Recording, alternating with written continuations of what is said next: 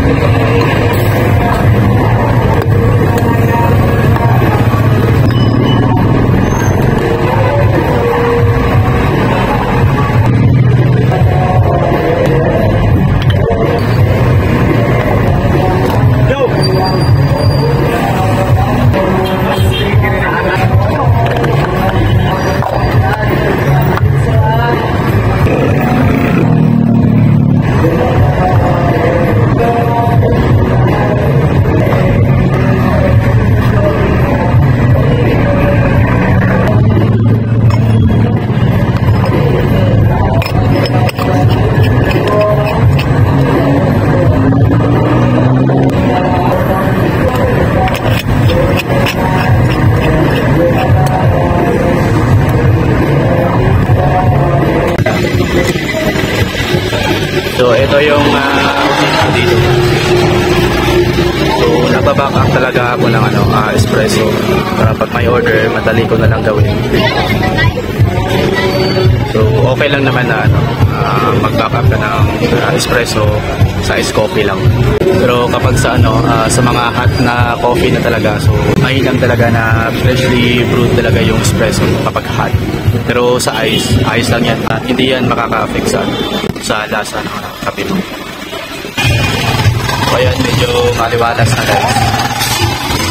So sa mga nagpa-pop up, so taste talaga. So pag may konting ulan, huwag kayo umuwi agad. Ganito po gumawa ng espresso sa mga kapal. So ganyan po ang espresso.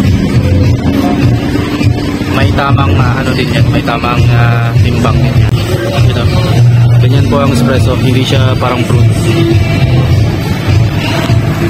Ito yung pinagsalaman natin.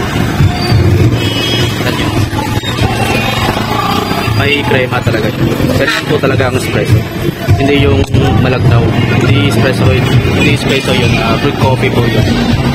Ang kadalasan lang kasi sa iba, para sa kanila espresso na yung ganun. Hindi po yung espresso. Ganito po yung espresso. Yung espresso talaga is talaga yan.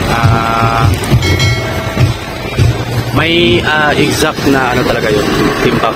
Like for example, 30 grams, 40 grams, mga ganun.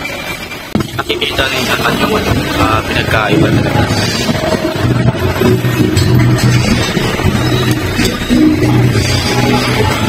Hindi ko talaga inuubos yung tubig na nasa ilalim.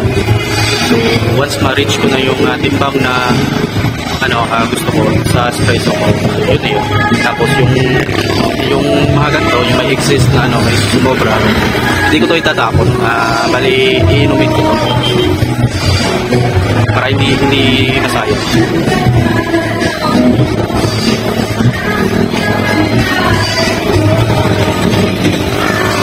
Ganun gumawa ng espresso. Huwag yung gayahin yung sa iba, madami yan, madaming nagpa-pop up na yung ginagamit nila is brewed coffee talaga yun, hindi yun espresso. At least alam nyo na.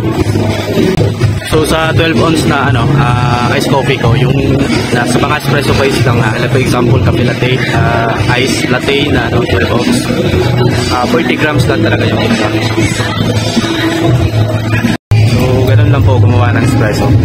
Karamihan talaga sa mga nagpa-pop up na walang idea kung ano yung espresso, yung mga hindi ko naman dinidiscriminate, yung mga hindi barista talaga.